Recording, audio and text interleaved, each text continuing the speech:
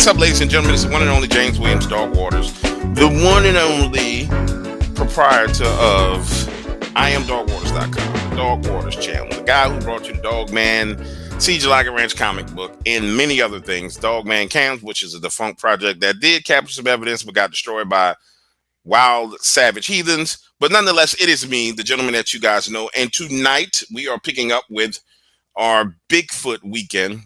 And I have Jimmy Barr with me. And we're going to get into the topic of Bigfoot. But before we go too deep into it, I want to address some things, ladies and gentlemen. If you are listening to this content right now, then you're getting a mixture of interviews and stories. Some of them are funny, some of them are skits, and some of them are real people's encounters. So I want you to understand we're growing by thousands of people per day. And some of you guys are new and some of you guys don't know what to say or how to say. So I'm going to tell you like this. If you don't have nothing positive to say and your fingers get to moving and you want to say something negative, just stop. Just stop, because it's not going to get you anywhere. All I'm going to do is ban you, because I'm not like everybody else. I read the comments, bada bing, bada boom. Hang around, hang in there, listen to the evidence, listen to the interviews, and learn and grow before you open your mouth, because that's how you put your foot in your mouth, baby. And we don't want to see you walking around with one foot hopping around with a foot in your mouth. I just don't want to do it. So with that being said, Jimmy Barr, how you doing, baby? How's life treating you? Life is good, man. I appreciate you having me. Thanks for having me on. Man, awesome sauce, bro. I know your whole life you have been probably out in the streets running with that last name. And I tell you, man, I bet you picked up all kind of women with that kind of last name. If I would have been out drinking with you, bro, I could have done anything. Be like, girl, look at my homie Good Bar over here, Mr. Good Bar. I'd have went all for the last name like Bar, bro, and just using it to, to pick up on bros, man. Yeah. That is a cool last name. Let's start here, bro. Over my time in this field, which is about 8 years now, I've come to the realization that there's two types of people in the cryptid community. There's people who actually came across the subject of cryptids as a young man or a kid. Either they saw one in the woods as a kid or they started watching TV shows as a kid. Or there's people who became an adult and they got fascinated with the topic. And then from there, they kind of ran off and jumped into the field.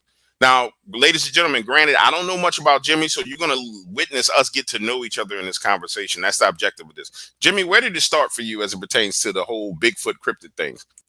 Well, I will verify some things with the audience. I literally just met James 8 minutes ago, 7 minutes ago. Yep. Never spoke a word to him before in my life. In fact, probably I'm going to subscribe to your channel. I've heard of Dark Waters, but I've never subscribed to Dark Waters.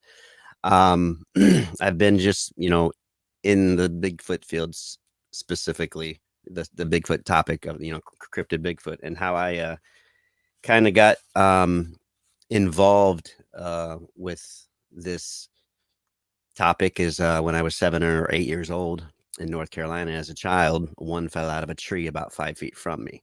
What? Me and my two brothers were there. Actually, my encounter has been reenacted and aired on the Travel Channel's These Woods Are Haunted Season 2, Episode 8, titled We're Goners. I have been a part of Kerry Arnold's crew with the 168 expedition project and behind the scenes with it, and was scheduled to be a team lead for the next 168 before Kerry's tragic passing of his car accident. And I've just been, ever since, I can just go straight into my encounter really quick.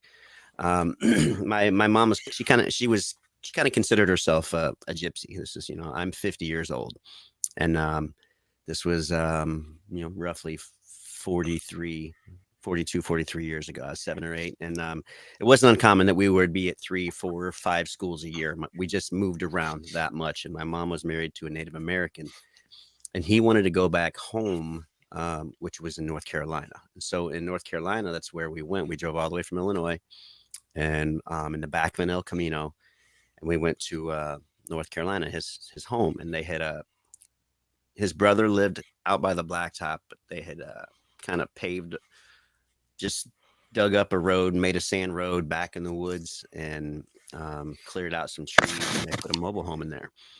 And my stepfather wasn't really a fan of us. He loved our mom. We were just baggage, me and my two brothers. And both of my brothers, Galen was 2 years older than me. Bobby was 2 years older than him. So we were all 2 years apart. My sister was 2 years younger than me.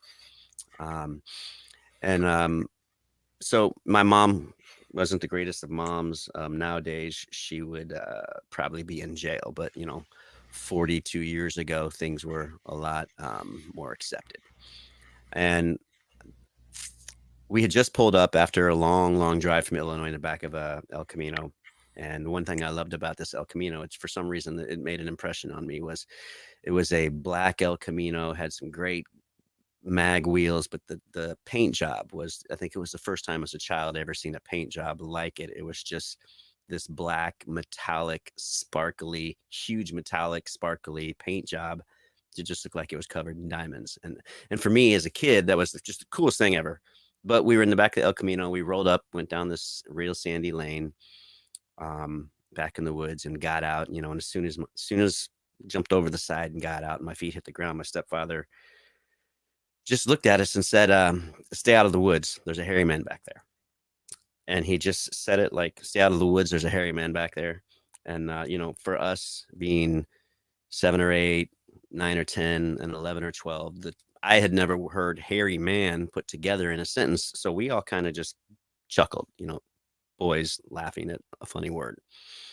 And instead of helping carry things in, we are now in a new environment. I was from central Illinois, where it's beans and corn as far as the eye could see. And so now we're actually in a wooded area. So plus it was, kind of new construction. There were trees knocked over and stuff. So this trailer could be brought down the sandy lane and pulled around and parked. And it didn't even have skirting on it. It was just getting anchored in, and my stepfather was hooking the electricity up that day. When we rolled up, he had to hook that electricity stuff up. And we got out and just started exploring. We're in a new area. As kids, we were just very intrigued about the new environment that we were in. But when he said hairy man, we just kind of giggled, and he's like, "Well, I told you." Like that was his demeanor was like, "If you get eaten, it's on you. I could care less. I did my job. I told you." He didn't go into detail of anything. He said, "Just stay out of the woods. There's a hairy man back there." So, we were just running around and whatnot. And then, flash forward about 3 weeks. And if you've ever been, I say this jokingly, blessed enough, excuse me, I've been battling an ailment, upper respiratory infection type of virus for about 5 weeks. If you've ever been in a mobile home, kind of the layout of how it works. And the front door, it's obviously on the long side. When you're looking at the front of the house, the front of the trailer, the front door to the right, at the very end is where the hitch was. And that was also where my mother and stepfather's bedroom was. But when you walk in the front door, you kind of come into a living room / dining room / kitchen. This was only a single wide trailer. And if you walk straight ahead, you hit the wall, veer left, and it's a hallway that goes towards the other end. And down the hallway on the right-hand side was the back door leading outside to the back of the trailer. But right inside the back door to the right at the end of the trailer was our bedroom. Me and my two brothers shared a bedroom. So we were running around clockwise. So from the hitch to the front to ours, to the other end, to around the back where the back is, just chasing each other, throwing dirt clogs at each other, hitting each other with sticks. I was usually the punching bag of the group, being the little brother. And there was this yell that it just sounded like a woman, it just sounded like she got ripped in half. It just sounded like the worst woman scream. And it was just a quick 1-second yell, just but it was just piercing loud.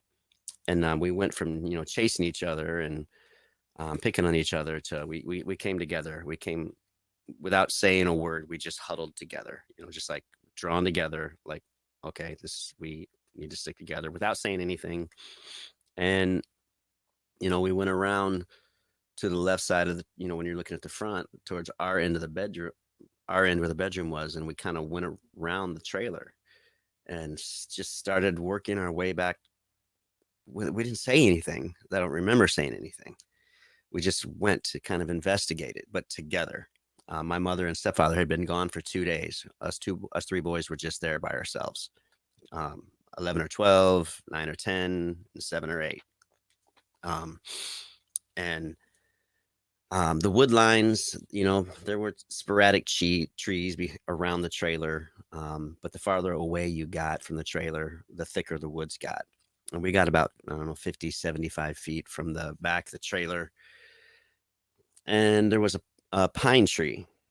As an adult now, if you were to stick your arm out, and fingertips straight, it was 4.5, 5 feet. We were from this pine tree, and there was a crack up in the tree. And, we just kind of stopped and looked up really quick. And when we looked up, there was this, at the time I had no reference to Bigfoot or Sasquatch. I haven't even seen Star Wars. I didn't know anything about Chewbacca, but what I had seen at the time was Planet of the Apes. And what was in the tree, the first branch was about 15 feet up, and it had, the way it was situated was it had both of its feet on that branch slid up to the trunk. So its feet were up against the trunk of the tree on that branch, but it was crotched down. So if you can imagine putting your hand cupped around a flagpole with your arm straight out, and then sliding your feet up against the base of that flagpole and keeping your arm straight, crouching down. So you're kind of at an angle like this. So it was like it had all of its weight up against the tree, and it was holding on to the tree. And when we looked up and locked eyes with it, it started to stand. And when it started to stand, the weight of it shifted or something on the branch, and the branch that it was standing on, it broke. And branch and all just came, excuse me, it just came down. Now, as a kid, for me, what I expected to happen at 7 or 8 was, there's no way anything is going to live falling from that far. So instantly I looked down at the ground, just coned in on this area, waiting to see whatever was in the tree die as soon as it hit. So I was just looking down at the ground. I remember seeing the limbs come down before it did, but when it landed, I'm gazing at its knees now. And when the knee area, and when it landed, I expected it to lie down, just to fall down and die basically. But when it landed like you or I stepping off of a curb. Its knees barely bent after it fell 15 feet. Just like I said, like if you or I took a step off the curb, there was just barely any knee bend, just absorbing the step off the curb. Like it done this 50 times a day, and it could have probably done it out of an 80-foot tree. Right. Then I remember looking up at it, just in shock that it wasn't dead. And I looked at it, and then when I looked at it, it didn't change its facial expressions. I don't remember a smell or anything like that. It didn't change its facial expression. It didn't show its teeth. It didn't do it. All I remember is when I looked it in the eyes, it had this oh shit look in its eyes. Like I could see its eyes were brown, all brown. Couldn't see any whites of its eyes until it just went like, I'm busted. Like eye contact, its eyes got really wide. Then I seen the whites of its eyes. That's when we turned around and we ran back towards the trailer to the back door. And I say this when I tell the story. That's the day that I realized if I was going to survive in this family any longer, I needed to become a faster runner. Because my oldest brother, he beat me and my older brother back to the trailer. And as I was running away from, I didn't want to look at this thing. A monster just fell a tree at 7 or 8, absorbing what you're seeing and looking at it and trying to get details. No, I just wanted to get the hell out of there and run. But as I was running back towards the trailer, I glanced back, and it was following us. It wasn't chasing us. It wasn't fast walking. It wasn't on all fours. It was just meandering like, hey, where are you going? But when I glanced back, it stopped on that stride. It just stopped. And then as I was running, I turned back and around and running. But when we got to the back porch, and the back porch and the front porch was the same, the trailer just got put there. So There was no real legit porch. They were just cinder blocks stacked up on top of each other to make steps. And that last step of cinder blocks from that block to getting in the door was the biggest step. Um, and outside, so when you go up to the stairs to the left of the cinder blocks, there was this old freezer chest that was out there, like an old ice cream chest, and it had like a glass plastic top per se, but it was like an old car headlight that's hazy and you can't really see through it, but light comes, the headlights come through, you can still see that. That was my brother got up in the my first brother got to the up and in the trailer, shut the door and locked us out. What? Just You serious? Yeah, but I mean, at 11 or 12. Yeah, I know. I'm just out about it, freaked out. I know what you're saying. Yeah, 11 or 12. Everybody ate my brother alive on the comments after that show aired. How could you do that? What a dick, I'm like, Yeah, he's a kid, scared out of his mind. At 11 or 12, self-preservation, there is no fight or flight. It is save your own ass. And that's what he did. And there was, at the time, I'm sure we were a little bitter. But so my older brother, not my oldest was inside, but my older brother, Galen, he was, just scooped me up, put me in the ice cream chest thing, and he got in it and shut it, and that's, that's the only thing, that was our only option, putting something between us and it, but it literally, we were there for the taking. There was no way out. I remember this thing smelling on the inside, just really musty, and it was rusted on the inside, and it just smelled really bad. If you've ever been in an old freezer chest that's been really old and ain't been used in a long time. But it walked up to the freezer chest, and it just kind of leaned over and looked. And, if you remember the old shades that you could pull down, and if you let go, they'd roll up really quick, but if you shine a light on one side and you can see a shadow through it, so basically that's kind of how it looked. When it leaned over, we could see its silhouette through the top, and when it leaned over, it just huffed. It sounded to me, the only thing I can make it equate to is it sounded like a horse when it huffs and just blows out air. Just kind of did a huff, sort of like that, just huff grunt thing. And then it walked away. At any given point during this encounter, it had us. There was nothing we could have done about it. We've been alone for 2 days. If it wanted us, we were in a freezer chest, for God's sakes. We were leftovers to this thing. It could have had us if it wanted us, but it just walked away. And then when it walked away, I guess a couple minutes went by, I don't know, but I know that it just seemed like forever, but we just kind of busted out of there. It almost felt like we couldn't breathe.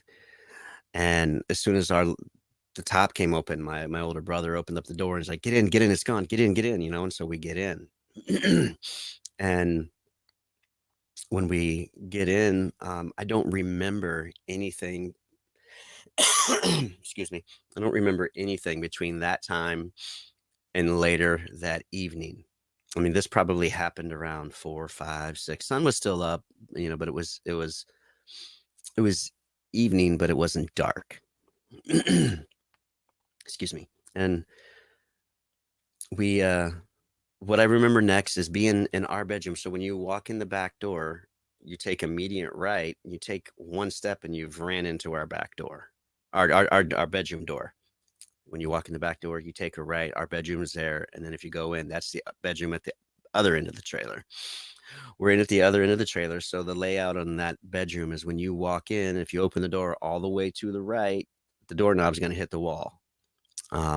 That wall is where the headboard was to our bed. So if you took 2 or 3 steps, you were going to walk into the side of the bed. To the left, in the middle of the room, is where the foot of the bed was. And then on the other side of the bed, about 2 or 3 steps, was the end of our bedroom. And there was the window at the end of the mobile home. And so we were in there. And for some reason, for the life of me, I don't know why, after what we just, I'll kind of backtrack. The thing that was in the tree, Like I said, I didn't have anything or any reference to go by, but now I do. And if I had to say the best description at the time, I thought Planet of the Apes, but more accurate description is also Planet of the Apes, but one of the newer Planet of the Apes with Caesar in Planet of the Apes. This thing had bubbled mouth like a chimp. It had bubbled mouth like a chimp. I mean, it had even the nose reminded me of a chimp. My stepfather was probably about 5'7". I'm 5'8". This thing was taller than him, probably about 6 foot. It had an athletic body. It wasn't huge. It wasn't ripped. It was lanky and toned, but it looked like Caesar from the Planet of the Apes. Its skin tone, its flesh tone around the nose and around the lips and the chin were our color, white, peach, pink, whatever. But the farther out on the face, it's speckled into solid gray, like a light charcoal gray. So this was inside was peach colored, flesh, our color, and it speckled into a gray skin. But his hair was black and charcoal gray. Um, it was thicker than the one that came to the window. But we we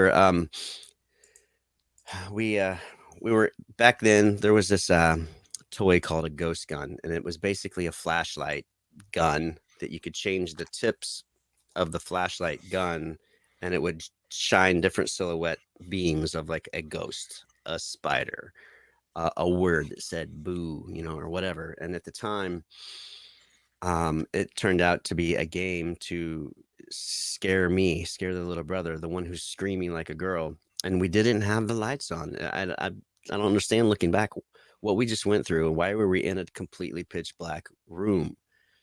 It didn't make any sense. But what they would do was every time they would turn the flashlight on, and as soon as the light hit a wall, whoever seen it would scream, or whatever, and it was scaring me. So they're screaming, it's scaring me, and I'm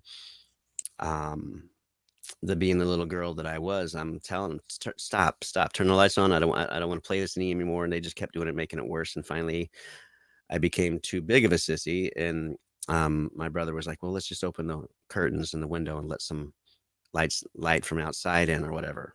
So they opened up the curtain, but it didn't change anything. I mean, it didn't get any dark, or it didn't get any lighter. And they kept doing it and kept doing it. And finally, when my brother took the flashlight over the open window, the beam went across the open window. When they did, that light went right across the eyes of another Sasquatch that was standing right there at the window. And that close to it, there was no eye shine. Don't know if it had something to do with flashlight 42 years ago. I have no idea. But this one didn't look at all like the one that fell out of the tree. This one looked more like a really, really, really old Native American elder mixed with a caveman, is the best I could say. It was cinnamon color. Its hair was a cinnamon color, but its face was a grayish color. Its mouth went all the way across its face, like it almost like went from here to here, the lip line. But it had that old, wrinkly Native American elder look to it. The nose didn't look like the one that fell out of the tree, but it did the same thing. It didn't change its facial expression. It didn't grit its teeth. It just, oh shit, I'm busted when it went across its eyes. And I was 3-4 feet away from the window from this. And I turned around and I jumped over the bed. And when I jumped over the bed, by the time my feet landed one of those cinder blocks that made steps up into our back porch to get in the back door, was thrown through the back door, literally busted through the back door. There's broken chunks of cinder block in the back door. And we were pretty terrified, and I think we were struggling to decide whether or not we should go past that that opening for fear of getting grabbed. And When I was on, and fear's a pretty weird thing. Um, it can make you imagine things. It can make you for, forget things. It can make you, just things differently. But and so when I told the producers that these woods are haunted, I'm like, look, I don't know if this really happened or if it did happen, but I feel like it did happen because what was at the window was a cinnamon brown Sasquatch. Now, the top of the window in this mobile home was probably about 8 feet off the ground, the top of the window frame. And this thing was up against the window, and the top of the window was right here, just above its eyebrows. And the bottom of that window only went to, I don't know, you can't see me, but the bottom of the window went down to about here. So this and this Whoa. took up the entire window. Um, so if it was standing up straight and erect, it was a 8.5 foot. If it was standing up Easily straight, 8.5 foot. right, That's if it's not kind of bending his knees to look down into the window. right. That's terrifying, bro. Most, the one that fell out of the tree had bent knees, and it didn't ever stand up erect. I'm just assuming this thing wasn't standing up tall like a. It was just so. Regardless, what I seen and what I remember when we were trying to decide whether or not to jump past the hole, if it was gone or not, is when we went to jump past the hole, a big black arm reached in to try to grab us as we ran by. And what makes me believe that that wasn't fear put that in me was what was at the window was cinnamon brown color, but what reached in to get us was a black arm. And we ran past that. And again, we ran down the hall. If you run straight down the hall, you're going to run right into the bar that makes the divider for the kitchen and the living room, dining room. And we pulled the couch away from the bar, and we got in between the bar and the couch. And at that spot, nothing could see us from any windows. And we stayed there. And our plan was to stay there until my mom and my stepdad got home. And again, I had my mom was terrible. I had a childhood that I don't wish upon anybody. And we were more scared about mom coming home and seeing the door broke than the two monsters that we just seen that day. My mom was a very, very violent, very violent woman. We were punching bags. We were things to take out anger and stress relief. And it was, when they got to the door and we heard the El Camino pull up and we could hear them coming up the steps and talking and giggling and whatever they were doing. We rushed the door. And we were told them, we didn't even let them get any words in. The hairy man was here. It just tried busting in, and it was here. And then my stepfather had never mentioned anything to my mom about the hairy man. And they came in, seen the door, started yelling at us. And we're like, it was the hairy man. It was the hairy man. It wasn't us. And, my stepfather seen the fear and the terror that we had and tried to smooth it over by saying that was just Franklin, his brother down the street's son, so Buddy's nephew, my cousin by marriage. But Franklin was only a year older than me. I'm not going to jump out of a tree 15 feet and be okay. In a suit. I'm it's 8 years old. I'm not going to be able to fill an entire window in a costume 8 feet off the ground in a suit 42 years ago. I'm not going to be able to, at 7 or 8 years old, pick up a cinder block and throw it through, get it high enough to throw it through a window that'll easily break, let alone throw it through a door. It was his way of trying to get us to calm down. It really wasn't a monster. It really wasn't a monster. And my mom and him had a huge knockdown, drag out, fist fight in the kitchen about what what do you mean, hairy man? What are you talking about? And then um, when it was all said and done that night, we packed up all of our clothes in garbage bags, threw them back to that El Camino, and we drove back to Illinois.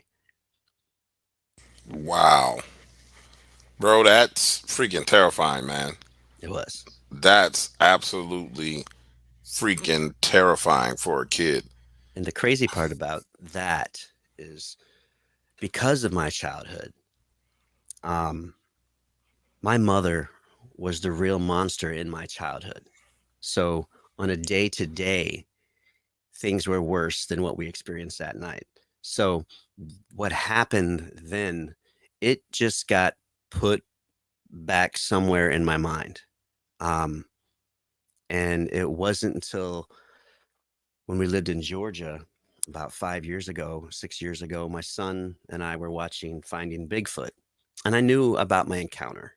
I remember my encounter, but the fear and the just there's this unnatural primal fear that you don't realize when you have a close encounter with something that is a monster. Um, when Matt Moneymaker was talking about the Native Americans around the Uwharrie National Forest and surrounding areas would call it hairy man. When he said the words hairy man, it was a trigger. It was just a trigger. And I felt nauseous. I got hit with so many emotions from nowhere. I wasn't physically prepared for what just hit me. I felt sick. I just my body started shaking. Starting to shake in my voice and trembling now. Um, it's not just a mental. Um, it's physical. It's when your voice starts to shake, when your body starts to shake, when you're holding back, um, crying in front of 135,000 people. Um, it's it's something that really takes over you. And I found the more I talk about it, the easier it gets, but it just doesn't go away. Um, but when Moneymaker said Harry Man, it was a trigger, and all the feelings and fear that I had as a child, even though I remember my encounter, it was the trigger word Harry Man that opened up the feelings and emotions that I was feeling as a kid. So I literally, when I go through and talk about my encounter, I am feeling the fear as a child, not as a grown man. Um, and which is why I kind of linked up with Kerry when we did the first 168. He's like, I need somebody to sacrifice. I need somebody to, if we got a Sasquatch behind a big tree or bushes or something, I need somebody that's got a bird dog it and go over there and get it running out so we can get it moving and running. And as scared of and terrifying and horrifying as my encounter was as a child, I wanted to kill two birds with one stone. I wanted to have another encounter as an adult because as a child, I didn't want to look at it. I didn't want to see what I just seen either time. But as an adult, I wanted to. I wanted to be able to look at what I was seeing, being able to analyze what I see and process what I've seen, and look at details. Everybody wants to know and see details now.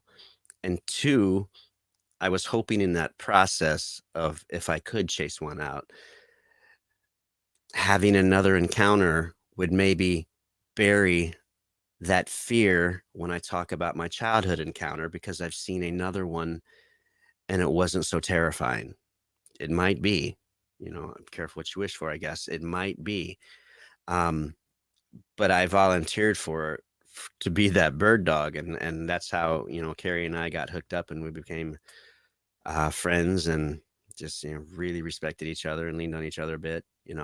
Um, and, that was my childhood encounter that most people like to hear about. I had another encounter that happened in the same area. Before you go into that encounter, let me ask you something. Absolutely. I'm gonna Go ahead. change course real quick. Go ahead. How long have you been dealing with this sickness where you breathing like this? Um, my buddy and I went to Ocala National Forest. This coming Saturday will be 5 weeks. And But it came on you after you left the forest? yeah, after I left the forest, I was fine. It was a cold morning, one of the colder mornings we've had. It was, and like in the on the way there, it was like 27. But Ocala National Forest it's a big forest. It's like 360,000 square acres or something like that. How deep did you guys go in? Well, we go in pretty deep because my buddy Bobby, he's on my team, Bigfoot Forest Giants. We've been best friends for 30 years, bandmates, roommates. Um, you know, you know, we wrote many a song together, sitting in truck stops after, nights out and whatnot. Played out together. Like I said, um, we had gone to well, we've gone to Ocala National Forest, and he has this Kubota side by side, and we can cover a lot more ground in 2 hours than we can in 3 days. And trudging around Ocala National Forest, um, you know, um, but that night on the way, just got back, jumped in the shower, started getting a sore throat, a scratchy throat. Um, Went to bed, woke up the next morning, and my throat felt like I had a cheese grater in my throat. And then it all went downhill from there. I very rarely missed work, and I missed 3 days in a row. Um, Coughing, couldn't hardly breathe, and I'm still dealing with the the respiratory part, the tickle in my chest, um, the fatigue and whatnot. I did the COVID test. And I think it's a virus because everybody in my house ended up getting it. My daughter got it, and she ended up getting strep along with it. And my sons both had, they got diagnosed with sinusitis and bronchitis. And that's just, sinus infections and bronchitis aren't something you can give each other that I'm aware of. No. Unless it's viral. So, and my wife ended up getting it. I got it the worst, but my daughter, she's 3. She's like, it's really hard to explain. My daughter, she wasn't supposed to happen. We were trying to have children for 5 years, and we found out that there was something wrong with my wife's parts, and it wasn't going to happen. And then we got pregnant, and we were wanting a girl. We got a girl, and I didn't realize that there was a spot in my heart that was there until she was born. And she has my entire heart wrapped around her little hand. Little finger, huh? Yeah, and she's just recently diagnosed with autism, and she's costing me a lot of money, because I'm a singer songwriter, and I'm working on a song that I wrote, and about a year and a half ago, I was sitting at work thinking about my daughter, and she just has this thing on me, and I was thinking about my daughter, and I just stupid idea of you should write a children's book came to my head, and I laughed at the thought because my grammar is atrocious even for a children's book, and but I did it and finished it that day, and it got published, and it's out in Barnes and Nobles, and it's in Amazon, Amazon and Barnes and Noble website and whatnot. She's costing me a lot of money because she's a lot of inspiration. So all the stuff that she inspires me just by thinking about her. Yeah, well, Obviously children are costs a money. gift from God. Let me ask you one more Mhm. question. Did Right. you guys did you guys go into a new area that day, or was that someplace you had already been going into multiple times? Um, we had been gone in that area. Well, we've hit the same trails, our hot spots that we have, things that have produced just about every time, whether it be prints, whether it be, tree structures that men aren't making unless there's 5 or 6 of them with some kind of mechanical help. And then you have to ask why it's more believable to think that Sasquatch did it than 5 men out there with a machine trying to hoax people in the middle of the forest. It's literally more easy to believe that it's made by Sasquatch than that, because that's just stupid. But some of the we'd go down the same trails, but we'd go in, if we see something that, okay, hey, that looks suspect, let's go check that out. There was several places that we haven't gone in on the trails that were new. Okay. We're gonna edit this out, but let's do this, because I'm gonna tell you what I think happened to you. So what this has happened to a lot of researchers that I've spoken to. When they go into certain areas, it just depends on what's going on in that area, in that Bigfoot area. Sometimes they'll come out of that area and they'll come out like everything is normal when they come out, right? Like physically normal, spiritually normal, emotionally normal. But then there's times where they come out and they'll come out with a sickness or an illness, or they'll come out and they'll come out with I call it an agitation that affects their household. Bro, when you guys went out there, something attached itself to you. And I don't know if you believe in God or not, but this is what I'm being told. That's why I'm asking these questions.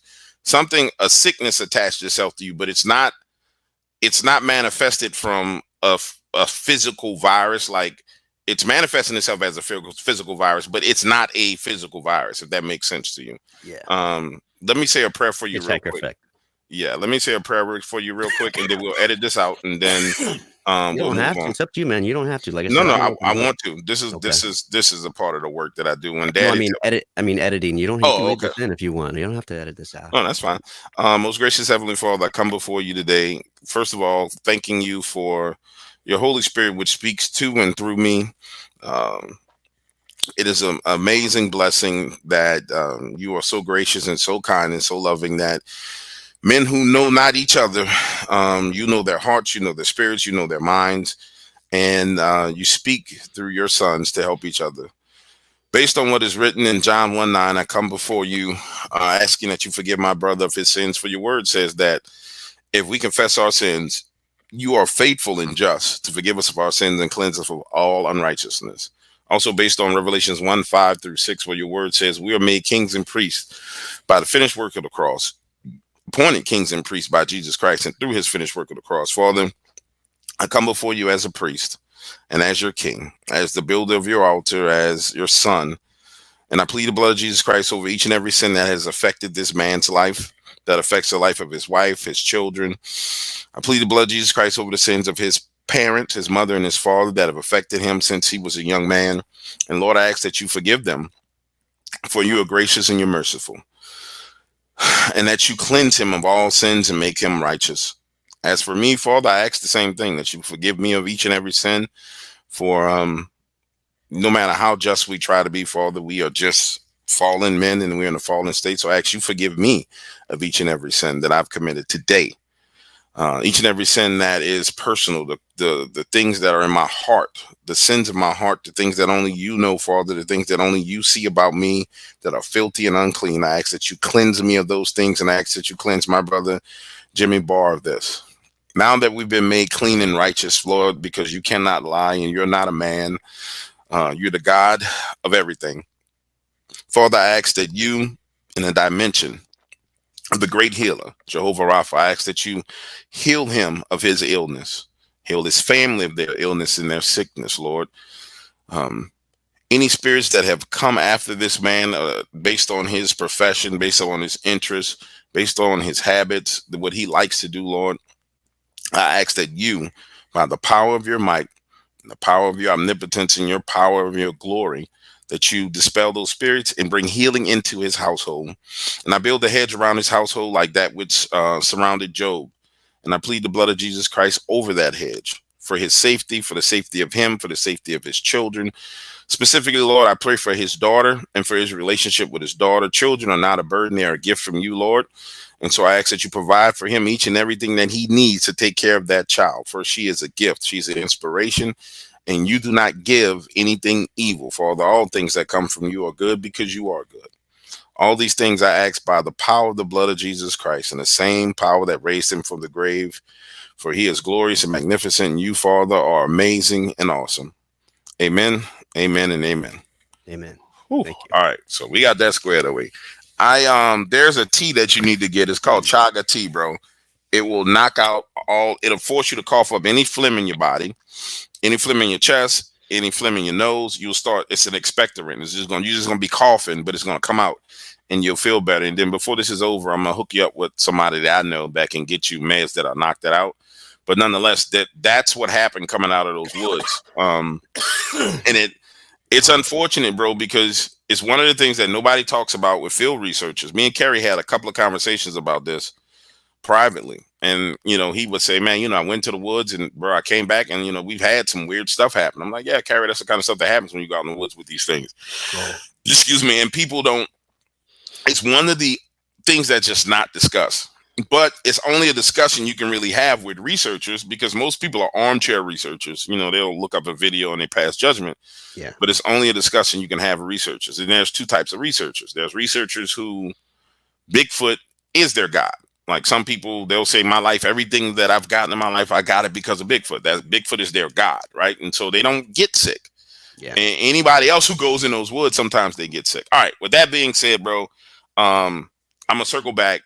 That's a horrific childhood experience. That's like you said, the difficulty as a child with your mother, that's traumatic. And then to have this trauma on top of it, then all of a sudden you're triggered and it all comes flooding back to you. How long ago was it that this triggering happened? You got to forgive me. I don't know much about anything. So these are simple questions that I don't know from my knowledge. How long ago did this happen where all this came flooding back to you? Has this been over like the past 2 years, past 5 years? How long ago was that? It's probably about 5.5 to 6 years ago when I lived in Georgia. I've lived here for 4 years. We moved here in 2018, I believe. I live in Port St. Lucie, Florida now.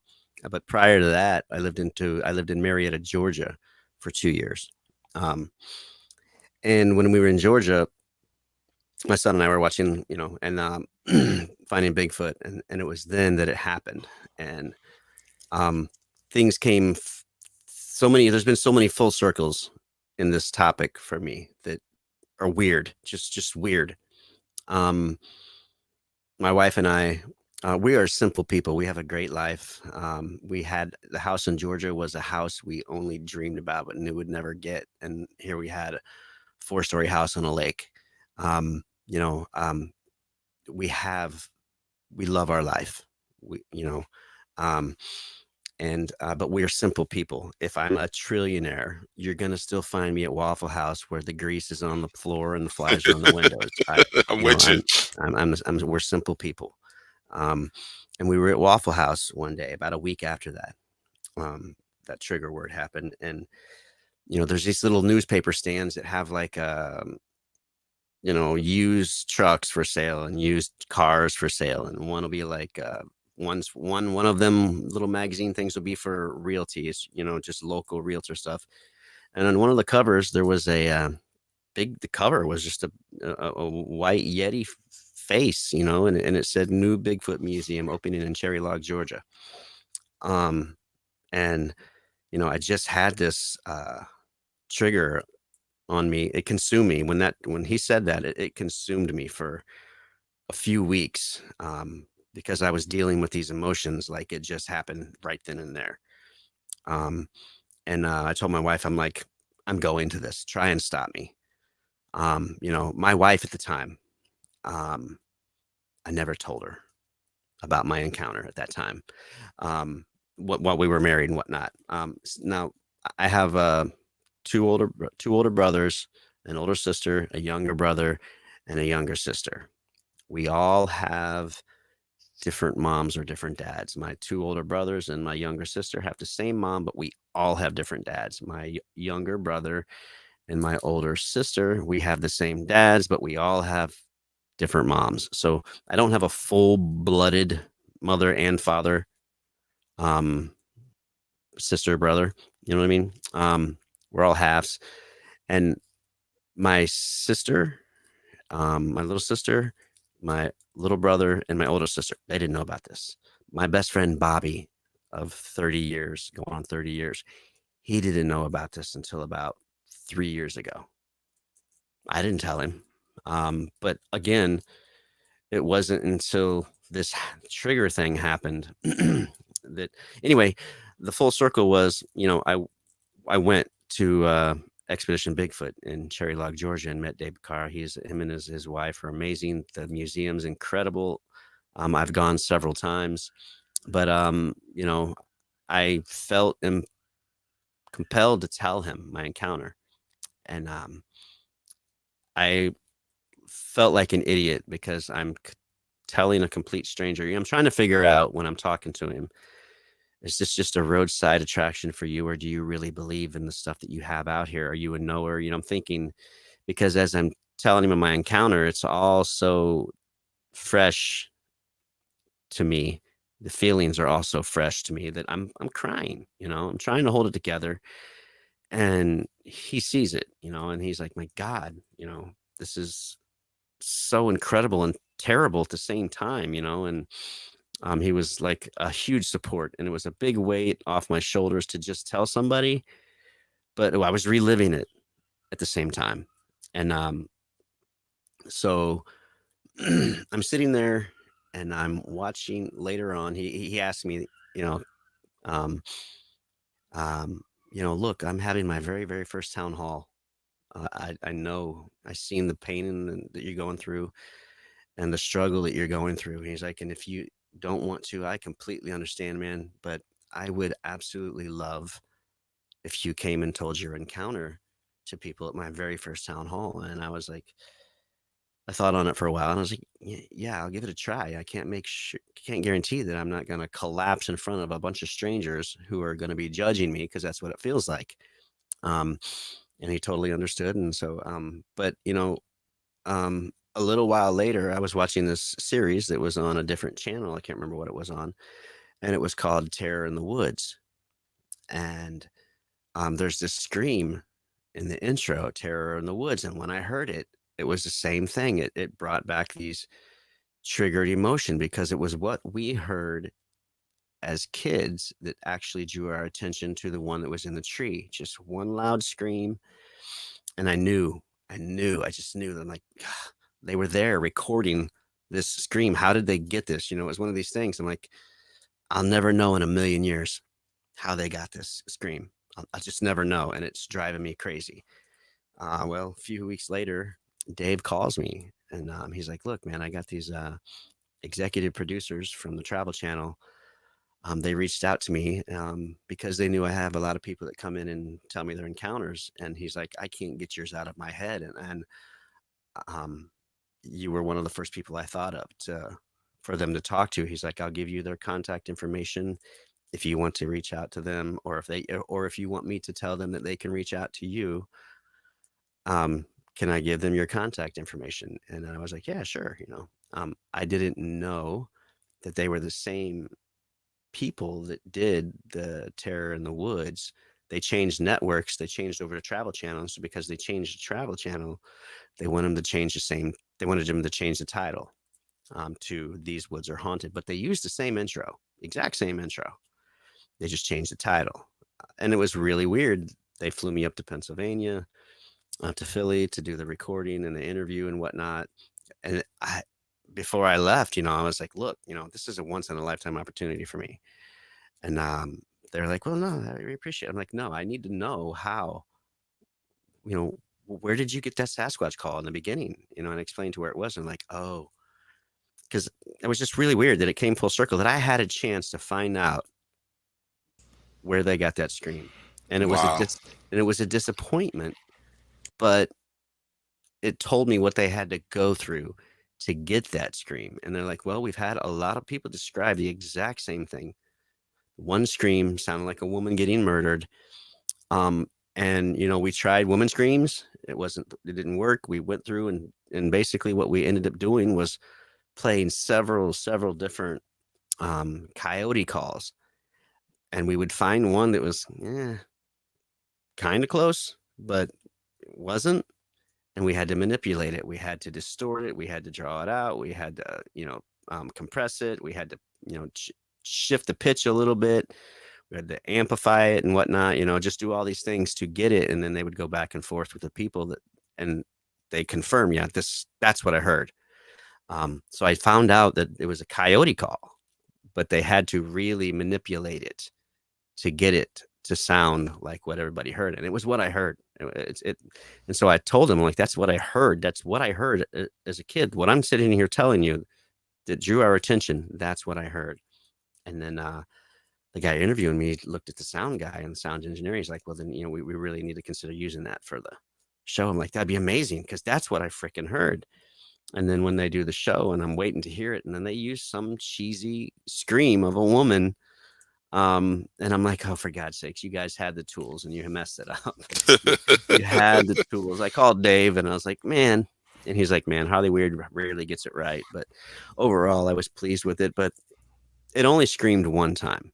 The thing that screamed at us in the trees that looked like Caesar from the Planet of the Apes, it screamed once. But in this episode, they made it scream 5 or 6 times. And in this episode, the one that showed up at the window, they made it sound like the first one came back. I guess a second Sasquatch suit wasn't in the budget. So, they just, and they asked me to change the detail of the truck, because I described to them exactly what I described to everybody else. This thing we drove in was a black El Camino with just diamond metallic paint. They're like, we're never going to find that. If you could just change that as the back of a pickup truck, we can get an old pickup truck, but we're never going to find get that El Camino. But you know what, Jimmy? I'm going to tell you, that circles to one of the conversations that I had the other day with a gentleman. Excuse me. And that's the difference between Hollywood production, or production houses trying to paint a picture for an audience, versus the real encounter. Like the way I was trying to explain this to this gentleman, like a change of 10, 15, 20% to relate to the audience the message and get the point across is one thing. Changing 80% of something is a lie. You know what I'm saying? And one of the things that I found in this field is that people don't seem to understand there is a definite difference between the entertainment aspect of bringing people awareness to Bigfoot via entertainment, which is you are a real witness, eyewitness who had a horrific encounter. When you tell it yourself, you get all the fine details, you hear the emotion, you're not lying because you can hear it, you can see it in your eyes that you're not lying. But when that transfers over to where it needs to get out to 1 million, 2 million people, there are things that are going to have to change in order for that to happen. And like I was telling a gentleman the other night, bro, the only way you don't make those changes is if you have the money, you have the budget, and you have the clout to do that. And it's one of those things. I've seen a couple other guys who were on shows and they gave their eyewitness encounters, and it was almost as if people made them defend their encounter. Like, well, that's not what you said over here, and that's not what I saw on a TV show. And the truth of the matter is, anyone with common sense, and if the audience doesn't have that, then let me help you guys understand. Like, anytime you hand something over to a production house, they're going to make changes to it because they have to monetize it. And that monetization takes precedent over, because it's an investment, it takes precedent over other things. Like my friend Blue down in Florida, who has the best Dogman footage there is. He's only 20 minutes from me. He's in Fort Pierce. You're right, Blue. When Blue went on the TV shows, they were telling him, well, and we need you to say this, we need you to say that. And he calls me, he's like, James, I got a question. I was like, what's up, homie? Well, they're going to pay me this amount of money, but they want me to say this. I said, how far is that away from the truth? I said, give me a percentage. Maybe about 10% away. I said, say what they need to say, get your money and keep it moving. I was like, because at the end of the day, bro, you're not going to have this opportunity again. It's not like Dogman going to run out in your backyard again, and so it's a delicate balance that people need to understand. Audience need to have an understanding of it. And not only do audience, but the creators of content need to have an understanding that there's a delicate balance there, man. And you're going to walk that tightrope if you want to get to a larger audience. And go ahead. I was just going to say, I was under all I knew about my going there and recording the interview was they were going to pay my airfare. They're going to pay for me an Uber to the hotel, and they were going to pay my hotel. That's all I knew I was getting, man. I'm terrified the whole time, knowing that now all my friends back home for my entire life are gonna find out. And then I see the ridicule. I was shocked when they handed me an envelope that had a couple $100 in it. No, it was just $200 bills. And I was like, I wasn't here for this. They're like, no. Um, but we seen what you're going through. I mean, I had to change clothes like 6 times in their studio because of the way, you couldn't have anything with the logo on it. You couldn't have anything that the color would clash with the setup, and it was, they're like, no, I mean, this is just more for your troubles of why you're here, or whatever. Literally, that's and again, they were paying for my travel expenses and my hotel stay. That's all I knew of. There was no contract. I mean, I don't remember signing. I don't remember signing. Maybe I did. I don't remember signing anything. But they did change. The conversations that on the show between the boys were all ad libbed because they were asking me, well, what did you say? What was the conversation like when your brother finally let you in after they left? I'm like, I don't remember a single word being said, but I imagine it was, how could you have left us out there, type of thing. I'm like, if a conversation was had, I imagine it would have been that. And they went with it. That was, how could you leave us out there to die? And then the one Hmm. kid was like, well, you aren't dead, are you? And so that was the other thing. The actors of the brothers, people were eating my older brother alive. But the actor that played my older brother was probably 19 or 20, and he should have been 11 or 12. The reality of it was the boy that played me was about the age of my older brother. Wow. Like, again, I was 7 or 8. My next brother was 9 or 10, and then Bobby was 11 or 12. So people don't realize, that we were young and alone, and this thing had us at will, and it had a chance. And I think when it tried to grab us, that was the chance it was trying to take. But um, they changed things, to, if I don't have any more to add as far as ad-libbing conversations, and they ask me, what did you say, or what would the conversation say, have been, I would, they asked me, I'm like, I imagine it might have been nowadays, it'd have been like, how could you have left us out there, type of thing. And that's the direction they went with it. Um, they um I thought overall I was pleased with it. I was disappointed that they didn't have the original Scream in there, because that was going to bring it home to me. The fear was already there watching it. The anxiety was there. My son Riker, he's he's a brilliant kid. He's on the gifted classes and whatnot, principal honor roll. But he's sitting there watching it the night it comes out, and the guy that's playing me is sitting on the couch drinking a beer. And at the end of the show, he's standing there drinking a beer and hearing the words "Harry Man" echo as it ends. And my son Riker looks at me. He's like, "That isn't you. You don't drink beer." And I'm like, really? That's all you got out of the whole thing was, I don't drink beer. Okay. But overall I was pleased with it. Um, I guess I could say I'm proud. But it could have been worse. It could have been way. It could have been way worse, bro. I'll tell you something, Jimmy. I So I went on coast to coast and I told my family stories about like Mississippi and hoodoo and the stuff that happened to me as a kid. And the first call I got was a producer, and they were like, "Well, we want to redo your story for this show." And I was like, "How much money y'all paying?" And he was like, "Well, we're not sure if we're going to be able to pay you any money, but we'll fly you here. We'll do this. We'll do that." I said, "I'm not leaving New Orleans until you cut me a check for this amount of money." Well, we don't have that kind of money in the budget. I said, "You got to be out your mind." I said, "Because here's what's going to happen. My family doesn't really want people talking about what they did." I said, "So I'm going to go out. I'm going to talk about the background history of my family, and you're going to dig." I said, "You're going to really dig, and I'm going to tell you a whole bunch of stuff. And I'm going to come back to this madness, and I'm not going to have a dime in my pocket." And I said, "Then I'm going to have to deal with the madness of other people asking me why I was on TV talking about this. I'm not going to have a dime in my pocket, and you're going to monetize it, and you're going to make a whole bunch of money." I said, "So here's what we do." I said, "You write me a check for this amount before I get on a plane." I said, "Then I want to check for this amount when I get there." And the lady was like, "Well, I don't think we're having our budget. We're not going to do it." I said, "Awesome. No problem. Thank you." And bro, I've had that conversation at least 9 times because at the end of the day, what happens to the witness, and I've learned this just from using real eyewitness encounters with my stories.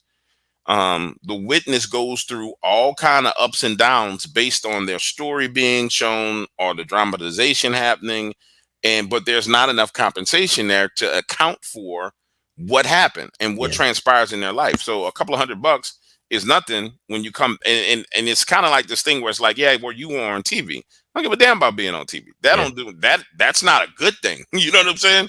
A lot of It's people not. get on TV on cops. Yeah, it's not a good thing at all. And that's what Right. happened to Blue. Like Blue, man, it went crazy for that little dude. And if it wasn't for the fact that he was a ghetto dude that kept a 38 on him at all points in times, Blue would have caught all kind of hell. But he's just a hood dude. So he's like, nah, y'all not gonna play with me like this. But Yeah. it was one of those things to where when we negotiated for him, I was like, nah, bro, that's not enough money. Tell him more. He was like, Jay, I said, tell him more. And he got the money that he needed. And now he did the show and now it's tapered off. And the only time he gets more attention is when like I promote his interview again. And people are like, oh my God, da da da da. New people see it. But it's one of those things to where, and that's where us in this field, like creators and YouTubers and because the real witnesses always come through us and go to that, they transition to like a Hollywood platform. Yeah. It's a part of educating that person as they transition to, and somebody taps into you as a resource, say, hey man, I know you met this guy, we want to interview him for a show. Okay, you need to coach that dude and tell him, hey bro, this is what's going to happen. They're going to fly you up there, they're going to pay for this, they might give you some food, you're going to be there for 4 or 5 hours. They're going to put you through all this stuff, you need to get paid. Because when you come back home and they air the episode, everybody that didn't know is now going to know. And there's going to be people passing opinions on you and your family that, you know, it needs to be worth your time. So that's Yeah. one of the things that I pride myself on doing. I think everybody should do it for Yeah. the witnesses, man, because if you don't, you're just setting people up for trouble. Yeah. I You actually are. was just kind of new into the researching aspect of it. I would literally, I think I came across Blue's feed hours after it actually happened. And I sent him a message on Messenger, and I was like, you know, he's probably got thousands of people messaging him because just to let him know, hey man, I'm kind of doing the cryptid thing, you know, looking into Bigfoot, and I'm just 20 minutes from you if you want somebody to come out and check it out, you know, and help you navigate through this. I'm trying to figure out the best way to this sudden realization. Muck. It's Sudden, muck. sudden realization of something that you didn't know exists. Because a lot of times, there's a big thing with whatever cryptid. It doesn't matter if it's Bigfoot. It doesn't matter if it's Sasquatch. It doesn't matter if it's the little peoples or fairies. It doesn't matter. The sudden realization of it for a lot of people is just too much to handle. You can do one of two things. You can accept it, but in order to accept it, you need to change your entire reality. Or you can refuse to accept it and blow it off. But something's always going to be there. Some people can't accept it. Some people will accept it, but then they will turn to something else as a crutch to handle it. And some people, has been said and reported, have taken their own lives because what they have just seen shouldn't exist, and they don't know how to live with the thought of it. And so the sudden realization of it was something I was trying to reach out to him. I'm like, and be able, I wanted to be able to reach out to him and say, look, you know, what you just saw is stupid. Nobody should have to see without being aware. And that was Carrie Arnold's big push, awareness. And that's why I was on board with that as well. I was kind of trying to reach out to him to help him realize he's not crazy. Go out there, see if I could find some evidence for him to say, look, you know, you know what you saw, but here's more validation. You know, he was not wanting to go out that back door again.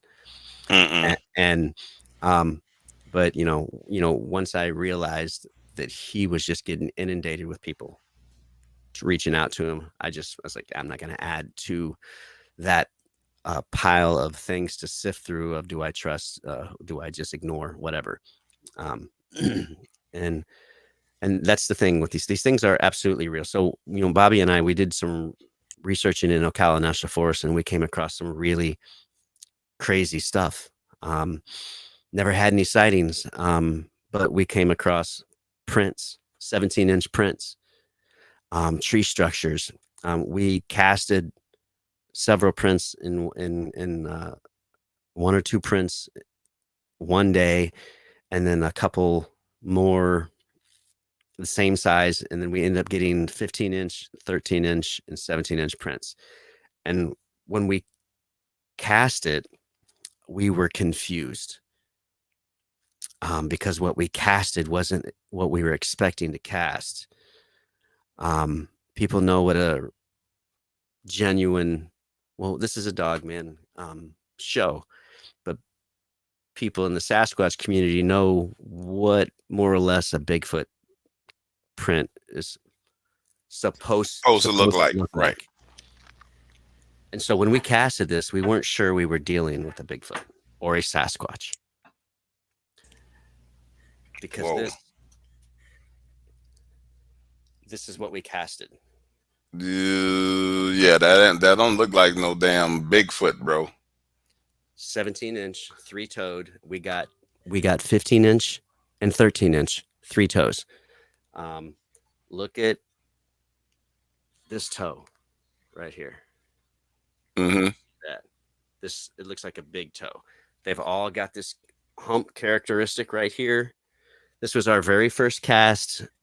So I got to line up. So this right here is overpour. So the foot is actually, shaped like that. Damn it, this camera's backwards. Wow. This is all. So this is 17-inch, 10 inches across the toes, 7 inches across the heel. And this was in the Ocala National Forest. We weren't sure we wanted to show people. We're new into the research of Sasquatch. And this is what we got. Damn it. There we go. Yeah, bro, that's huge. So we found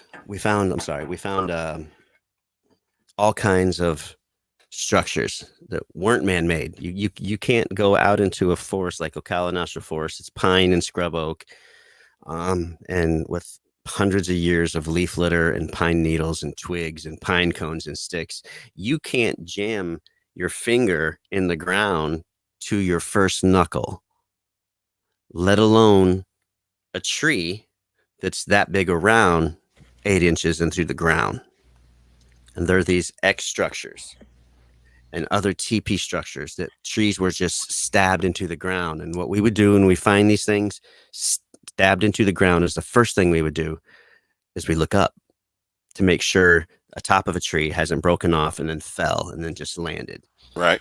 When you find no tops of trees missing, and what's stabbed into the ground is a tree, and you have 17-inch three-toed prints that lead up to the base of the X on the right side. This print track went up to the base of this X, stopped on the right side, and then it pivoted and went to the left in front of the X and walked around the back of the X dead center and then walked away from the X, and then the prints disappeared. When everything else in its path was destroyed, tree breaks 3-4 feet off the ground, it looked like two transformers were in the woods having a fight. This entire area was just trashed. And in this area where we find all of these prints and the tree structures, there's so much destruction. The area was trashed with a lot of hog activity as well. The ground just tore up. But outside of this destruction and the structures, you can't find a hog print. And what I first thought was X's meant, and this is me theorizing, what I first thought was X's mean keep out, stay out, danger, get away. But then, you wouldn't put a keep out sign on your front door. It's too late. People are on your front porch. You'd put it on your fence line. As you put on your property edge, keep out. For me, it's said that Sasquatch are nocturnal, mostly hunting at night and whatnot. And so by going by that theory, if you're trying to corral and herd deer or hogs into a certain area, you want them to go this way. But no matter if you're a Bigfoot or not, every damn tree at nighttime looks the same. Every tree. We've gotten lost 100 yards away from our camping party. We couldn't find our way. We got turned around and we just got lost. Every tree looked the same and we thought we knew where we were. But what doesn't look the same, in a world where all the trees are up and down, this looks different. Yeah. And we noticed that where the X's were and where the structures were, trees were broken off and laying on the ground. The breaks would be about 4 or 5 feet off the ground, and it literally made obstacles for the hogs. And what we theorize is this is a hunting ground, and all these tore up location for the trees that are knocked all over the ground are slowing down the hogs, and they're driving them to these structures as a landmark for a kill zone, choke zone, whatever. It just makes sense. Whether that's what it is, don't know, but that's what the evidence points to that, because outside the torn up areas of the trees, the hog activities, hardly noticeable. There's hogs all over the Ocala National Forest. And there's spots that you can find them in spots. We went out with that day we went out, we were out for most of the day, and there were 100 hunters out. Each of them had 2 dogs, at least. We heard dogs all day long, but not one single gunshot. Not one. Wow. And that's kind of telling. That is telling. And here's the thing about people that are kind of curious. You got your phone on you really quick? Yeah, I got my phone with me. I want you to do some researching while we're talking, and you can do this, and you can do this, and you can verify this for your viewers. If you got your phone, either type into your phone or say into your Google search, lower Sewanee hunting regulations. Sewanee. How do you spell Sewanee? It's like there it is. SUWANEE hunting regulations, something like that. Lower Sewanee hunting regulations. Yeah, there it is. Okay. First thing that pulls up is the government site. Yep. Click on it. And it's probably going to ask you to download a PDF or something of the... Yeah, the PDF downloads. Yep. Yeah, do it. Okay. Now, when you download this PDF site and show up, there should be a little map. It's got like a green map on it. Yep. And then it's got all the hunting regulations. Now, right below that map, if the map is on the same page, you go down and you look at hunting regulations for hogs. Okay, hogs... People don't even look at the hog hunting regulations here in the state of Florida because they don't change. You can hunt them 24/7, 365. Okay. I'm not a hunter. I don't know if they're 24/7, but you can hunt them every day. Okay, no size or bag limit for hogs. Yeah.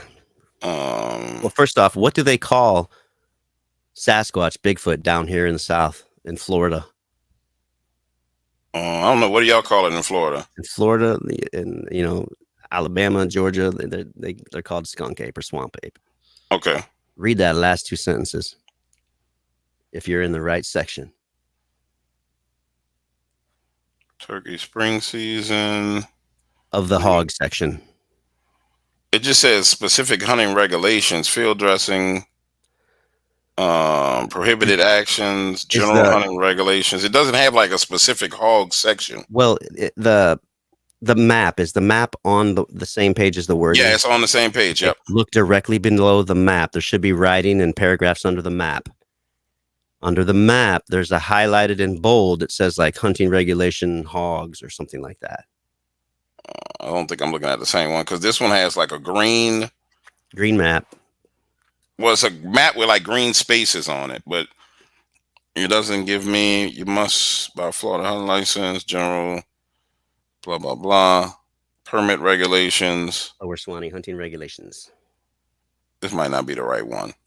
Well, let me go back. I just lost it. You ain't gonna be able to see that because it's Lower Sewanee hunts. This might be the wrong thing. Let me see. So I don't know if you see that. That's what it says right there. Lower Sewanee National Wildlife Refuge hunting regulations. I'll tell you what we're gonna do. We're gonna pull it up on the screen right now. Hold on. Let me look it up. Lower So the Florida government knows about these things because in the last sentence of that paragraph, it says in the hog section, a section that you don't need to look at because it doesn't change. There are no taking of swamp or skunk apes. Oh no, we about to pull this up. Hold on. Share screen. Window. Brave tab. Boom. Boom. All right. So you should see that on my screen. Here it is. Lower Swanee hunt and fish regs. Go down three. Go down to the third one. Okay, let's go down That's this. the right map. Go down to the third one now. The brochure. Yeah. Is it the? This is the one. Can you see it? Mine doesn't have the red on it, but Yours has the green on it. yeah, mine's got the green map. No, that's the one I had before. Hold on, Okay. we're about to find it. This is, I think it's on this one. This is the one with the green on it. Yeah. All right, boom. What, All right. What are you using for browser? This is Brave. Okay, see it. I've somebody else tried it. See, that's the same map. Prohibited from trees, metal objects. Where is You know what? Let's just. I know how to do this. I mean, act like I had some sense. Control F will allow me to search the document, and let's look up skunk. SKUNK. There it is. Here it is over here. Let me zoom in so people can see it. And there it is. Shoot them all. Take hogs during any season except for spring, turkey, and waterfowl. In designated archery only areas, see map. Only bows and crossbows allowed. Coyotes may be taken during archery, muzzle-loaded, general gun, and family hunt. There are no taking swamp or skunk apes. Holy shit. That's covering their ass. Holy shit. That is right there. Okay, that's a government site, right? We can verify that. That's a government. I just downloaded it from a government site. It's exactly fws.gov. Right. So there's been a soft release on this stuff, but nobody's paying attention to that soft release stuff. So in 1977 and 1978, the Florida House of Representatives put a bill up, and it is called the HB 58, and it is a and the representative at the time was Knuckles, Muckolls, and they were passing and amending a bill. And I will read this. It's called the HB 58. I imagine it stands for House Bill. And I don't have you on Messenger. I can send it to Vic. But it says on House Bill 58, a bill to be entitled in the act relating to anthropoid or humanoid animals, prohibiting the taking, possessing, harming, or molesting thereof, providing a penalty, providing effective date. Says was read the first time by title and referred to Committee on Criminal Justice, and this was in 1958. It was brought up in 1957, and they brought it up again in 1958. Florida House of Representatives. Now, when there's meetings like that and everybody comes together to try to do laws and stuff, somebody is recording everything somebody said, typing it down. Representative Knuckles said this. Representative asked, "Hey, what time is it?" And Representative Barr replied, 7:58. Right. So I have the notes from that. That's where crazy. Where they talk about now they're going back and forth of hey, is this thing only been cited in so and so county? No, they have been cited in other counties and this area and that area. And then Representative so and so is like, I am presenting a letter from the Louisiana governor, and starts reading the letter. For those of you who don't believe and are having trouble believing that these things are existing, I can assure you they exist. And here are some pictures. So the Louisiana government sent in a letter and pictures to help them believe to pass that law. I have the copies of that stuff. Um, That's crazy, dude. it's it's it's there if you look. It's not easy to find, but it's there if you look. I can send that stuff to you. It's kind of boring and it's exciting at the same time because they start talking about Sasquatch and Bigfoot and calling it the names, um, and they even wanted to change the amendment that they talk about in here is, well, we need to put in there that the police are protected if they have to shoot one. We don't want other people shooting them, but if the police have to shoot one, they're protected. We need to put in an amendment in there that people can't profit, I guess, financially off of them. So, getting a body and exposing it and selling it to the highest bidder, okay, you're done. It's no Right. longer your property. It's against the law. You can't do it. It's out there. There's soft releases out there. I don't know. There's 30 something states out there that have laws against shooting some unidentified animal. It's against the law. You can't do it. And so it's out there. These things are real. And I know they're real. I had a conversation with MK Davis and Chris Reinhardt a couple weeks ago about, the Patterson Gimlin film is all we got. That people think that's all we have, and it's really not. There's thousands of eyewitnesses, thousands of cast prints, Yep. thousands of audio, but if we just go by the Patterson Gimlin film, for me, it's irrelevant. It's absolutely irrelevant because what fell out of the tree 5 feet from me, I don't care about the Patterson Gimlin. I don't need a shaky video to tell me that it could or could not be real. It's irrelevant to me. It's always been irrelevant to me. Other people may not like me saying that because to them, that's their God, that's their Bible when it comes to this subject. When you see one up and close, everything else is irrelevant and everybody else's opinions on the matter are irrelevant. We just want to push forward the awareness. Again, my buddy and I, we didn't want to really put this out there as a Sasquatch print. We don't know that a Sasquatch made that. We are not saying this is a Bigfoot print, but what we are saying is there's something out there in the Ocala National Forest, several things in all different sizes that have 3 toes and very large feet. Now, I reached out to a girl. Her name's Shell Cole. I can't remember what her name is. She's very into dogmen, dog creatures, the seeing eye and the aura and the chakra and stuff like that. That is way above my head. I have a hard time saying any of them. But I showed her that. She's like, "Oh, honey, that's not a Bigfoot. That's a Dogman." And I was like, I don't really want to hear that. I haven't seen a Dogman yet. I'm still processing Sasquatch. And I love werewolves. I absolutely love werewolves. I'm Team Jacob. I hate, I hated Twilight, but anything that's got werewolves in the underworld, forget it. It's one of the best series out there of movies. But when she showed me that, she told me that, and I was just like, damn, what do I do with that? But that doesn't fit anything. That doesn't fit the description of a Dogman footprint at all. I'll tell you what I think it is. And when people see 3 toes, they say Dogman. I'll tell you what I think it is, and what I've seen other casts that look like that. There was one cast that came from State Line, Mississippi, that looked exactly like that. And I'll tell you why. I'll tell you it's not Dogman.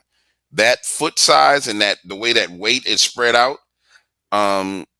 Every Dogman cast that I've seen, they're getting the claws. They're getting, because all the weight is on the very front of the foot, the ball of the foot. Yeah. So you're not even getting that very back end.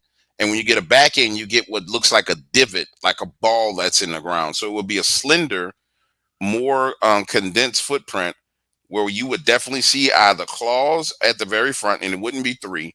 You will see the claws at the very front, and you will see the ball of the foot, and then about, depending on the size, about 6 to 18 inches behind, you'll see it when they put their foot back down. You'll see this divot or this ball because there's an arch on the foot. What you have is what I like to call a vomit footprint, and that's what people describe as alligator man. It's an upright walking alligator, and if you look at that footprint, only thing I don't see is the webbing on the very between the toes, but I didn't get very close look at it. Yeah. That's called the vomit, and I've seen two castings of that. One out of state line, It's not really another one webbing. out of Florida. There it is. There's your webbing on the foot. Yeah, that's Yeah. the vomit. Well, a lot of this is Is that the overpour. okay? It's overpour. Yeah, a lot of like I said, it was our very first cast, and this shit, I'm on the wrong side. Where my finger is, on the inside of my finger is where the foot stops. So everything I can feel it. Everything behind my fingertip is overpour. I can feel the ridge. And this right here is overpour. It's overpour. The toe on the inside right here was about as long as it is on the outside. So okay, gotcha. And this right here, this is kind of just like overpour. It was our very first cast, and it's held up really well. It's really not all that thin, but the impression was about 1 3/4 inches into the substrate of the Ocala National Forest, where we could stomp and not make a millimeter of a dent. Yeah, I'm telling you, that's what that is. I've seen it before, and that's not a good thing. It's not a good thing at all. It's a very heavy animal or heavy creature. Linda Godfrey was one of the only other people that ever talked about the vomit or alligator man. I haven't really heard many other people talk about it, and it's something that only a handful of eyewitnesses have seen. But that's some terrifying, absolutely terrifying stuff. Just an upright walking thing that looks like an alligator, head of an alligator, the whole nine. And Florida is prime territory for that as well. So it's one of those wild things. All of our three-toed prints are in Ocala National Forest near the bombing range. There's a military bombing range right in the middle of the Ocala National Forest. Wow. And when you look at that bombing range, it's like Pine Castle something bombing range in Ocala National Forest. If you look on it right now on Google Earth, the way they have their trailers set up, like it looks like cargo trailers. They look like hieroglyphics to see from space. They don't. That's not just random. That to me, but what they spell out is also USA, and the entire bombing range is like a circle, and it's cut out and like it's got like 4 sections, at least on my Google Earth, where like quarters. And on the right side, when you're looking at it, where between 1 and 3 o'clock, it spells out USA with like cargo trailers. Yeah, I'm looking at it now. On the left side, from like midnight to 9, it looks like hieroglyphics, unless it's changed. No, that looks like hieroglyphics. I'm looking at it right now. That's crazy. It looks like a message to space, don't it? Yeah, that's crazy. Look at that crap. You have to show people. I couldn't show it, but and it's south of the bombing range where we've got where our hot spot was with these big 17-inch three-toed prints. That's crazy. All right, Jimmy, we're running up on time here, man. Let's do this. How do people? Other thing you want to talk about? No, I mean we hammered away at a whole bunch, bro. we hammered away at a whole bunch, and I got to get in here and cook me some dinner and get in the bed because I got a good old fashioned 315-pound squat workout at 7:30 in the morning. So I'm gonna give me some rest. Tell everybody how they can get in contact with you, or you got a YouTube channel or Twitter. How do people communicate with you if they want to just ask you questions, or they want to share their stories, or they want to ask you questions about your research? How do they catch up with you? Well, we have a couple groups on Facebook that we got 4 guys in our group: me, Bobby White, Mike Velez, and Richard Farabee. Me, Mike, and Richie and Bobby all worked out there with Kerry Arnold in the field, and our group on Facebook is Bigfoot Forest Giants, and we have one that is Okeechobee Bigfoot. We have Bigfoot Forest Giants page on YouTube that I'm a family man. I have I love my wife and my children, so I'm at home more than I'm in the woods. That's where I prefer to be, honestly. Like I said, I love my wife and my children more than life itself, and so I'm one of the rare guys that would rather spend time with his wife than his friends. Um, but basically, what I'm saying is we don't have a lot of content on our YouTube channel, so we don't really promote it much. And what is out there is Richard's putting a lot of stuff out there because he lives in one of our research areas now. Well, he's lived there, but it's a new research area all of a sudden. And, we've had some decent stuff come out of it. And, we've got the Bigfoot Forest Giants. I can't remember exactly what the YouTube page is. I think it might just be Bigfoot Forest Giants on YouTube. But they can reach out to, they can hit me on Messenger on Facebook. Like I said, I have my daughter. She's autistic. She's 3, and she inspired me to write a children's book. Her name is Carly. And the children's book is called Carly the Princess Dragon. Awesome sauce. Where do people find that if they want to buy a copy of it? Where is it? Those are in the Barnes and Noble website. They're in a handful of Barnes and Noble book and mortar stores, Amazon, any of the places you can find those books online or whatnot. This isn't going to help me any, but I'm really not in it for money. But Amazon's, their prices just sporadically drop up and down, and it's going to be for a better buy to buy it on Amazon. Just a week ago, copies were $8, and they're supposed to be $24.99. So if anybody wants to purchase them at a really good price, go to Amazon. I looked this morning, and they were back up to $18 for the hard copy, and the soft copy, the paperback, is like $5 or something on Amazon, and it's regularly like $14.99. But the paperback it just don't feel like a book when it's in your hand. But I've literally given away twice as many books as I've sold. And I mean, I don't have a following per se. I'm not good at marketing. I have songs out. I've got an award-winning songwriter, singer-songwriter, but nobody would know it. I got like 27 views on one of my songs on YouTube. It's been out there for 2.5 years. Yeah, I just promoting myself feels weird. I feel like it should be somebody else's job to promote me, because I tried to talk to one person once about my stuff, and they were like, "You seem kind of arrogant," and I'm like, "Nah, I just asked if you wanted to hear one of my songs." So Really? that stuck with me. So now I really don't. I don't. I mean, like I said, I've given more away than I've sold. And that's a huge mistake. That's an awesomely huge mistake. When are you when are you doing your next children's book? I'm not sure if I will. I mean, I wanted to go a route where I could have an illustrator at, publishing, putting it out there, going through all the hoops and whatnot. I didn't want to have to deal with that. It was just a spur of the moment thinking about my daughter inspired me to write a book, and I wrote it the same day I thought of it. I thought of the idea.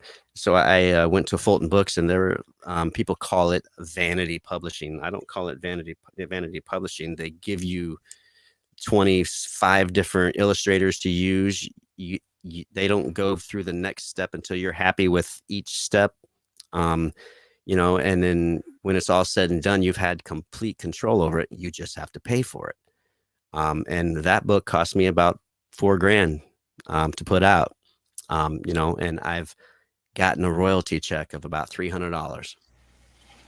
That's why you got to promote it. What it is, with family and friends, everybody wants one for free. Nobody wants to promote it. Same thing with my music. And when I tell people, they're like, "Well, why don't you promote your stuff?" I'm like, do you support me? Yeah, but I don't have the money. You don't have to have the money. Just copy a link and paste it on one of your social media platforms. It's taking you 5 seconds, and you're not spending a dime. You're getting word of mouth. My daughter's autistic. My time is so limited. I just don't have it, Well, I'll tell you what we're going to do. We're going to talk about something. I'm going to get your number when we're done with this. We're going to talk about something because it's synergy is what creating synergy with your life and what you actually, your interest is where the true magic happens when it comes to not only getting the message out about you, what your beliefs and what your values are. It's all synergistic, so it has to all run in line with what's most important to you, and that's where people they fail at. It's um, a lot of people that are on YouTube that are in different fields, they're focusing on the wrong thing, and that is why they don't have the success. But everything is like you got all the pieces to the puzzle there, but they got the wrong pieces in the wrong spots, and they're like, "Oh, it's not working." No, you just got to move some things around. So we're gonna talk about it. With that being said, ladies and gentlemen, man, this has been a wonderful conversation, Jimmy. Man, I'm really glad we had a chance to talk. Um, I mean, you're a cool dude, man, and a I appreciate passionate that. man, a father, a family man. I love that. I love talking to people like you who are in the field with a good heart and a good spirit. And I mean, I'm thankful for you spending this much time with me because I know you got a family you got to get to, man. So I just want to say thank you. And, bro, we're going to do many more conversations, my friend. We'll do I look many forward more. to it. I appreciate it. All right, ladies and gentlemen, it's the one and only James Williams Dog Waters, and we are out of here. Peace.